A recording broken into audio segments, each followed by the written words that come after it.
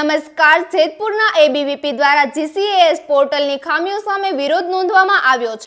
એબીવીપીએ મામલતદારને આવેદનપત્ર આપી પ્રવેશ પ્રક્રિયામાં ચાલી રહેલી ગેરવ્યવસ્થાઓ અંગે રોષ વ્યક્ત કર્યો. સંસ્થાના આક્ષેપ મુજબ પોર્ટલની ટેકનિકલ ખામીઓના કારણે વિદ્યાર્થીઓને મુશ્કેલી પડી રહી છે અને મોંઘી ફી ચૂકવી ખાનગી સંસ્થાઓમાં પ્રવેશ લેવું પડે છે.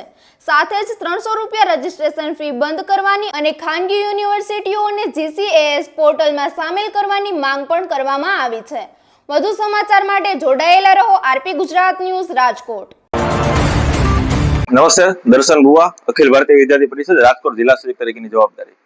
આપ સૌને ધ્યાનમાં છે કે છેલ્લા 2 વર્ષથી જીકાસ એડમિશન સિસ્ટમ એક વિદ્યાર્થીઓને એડમિશન માટે મૂકવામાં આવ્યું છે, પરંતુ તેમાં વિદ્યાર્થીઓને એડમિશનને લઈને એમાં બહુ નાની મોટી વિસંગતતાઓ પડે છે. જેને લઈ છેલ્લા 2 વર્ષથી વિદ્યાર્થી પરિષદ દ્વારા માંગો કરવામાં આવે છે સરકારશ્રી પાસે, પરંતુ હજી સંતોષકારક એનો નિવેડો આવેલ નથી. તેથી વિદ્યાર્થી પરિષદ દ્વારા ચાલુ વર્ષે પણ જીકાસ એડમિશન સિસ્ટમ ચાલુ થાય એ પૂર્વે પૂરા પ્રદેશભરની અંદર દરેક જિલ્લા કેન્દ્રોની અંદર ઉગ્ર સ્વરૂપે વિદ્યાર્થી પરિષદ દ્વારા આંદોલન અને વિરોધ પ્રદર્શન કરવામાં આવે છે, જેની 3 માંગો છે.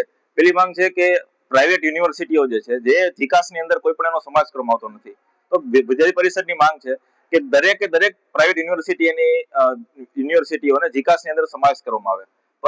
ખાલી એના એડમિશન માટે નહીં, પણ પરંતુ પૂરેપૂરી પ્રક્રિયા દરમિયાન પ્રાઇવેટ યુનિવર્સિટીઓ આ જીકાસની અંદર સમાવેશ કરવામાં આવે. સાથે 300 ફી વિદ્યાર્થી પાસે ઉઘરાવવામાં આવે છે. જો કાંઈ 300 રૂપિયા જે ફી છે એ નાબૂદ કરવામાં આવે અથવા તો 300 રૂપિયા ફીમાં ઘટાડો કરવામાં આવે, તો આ માંગ સાથે વિદ્યાર્થી પરિષદ અત્યારે લડત કરી રહી છે પૂરા પ્રદેશભરની અંદર.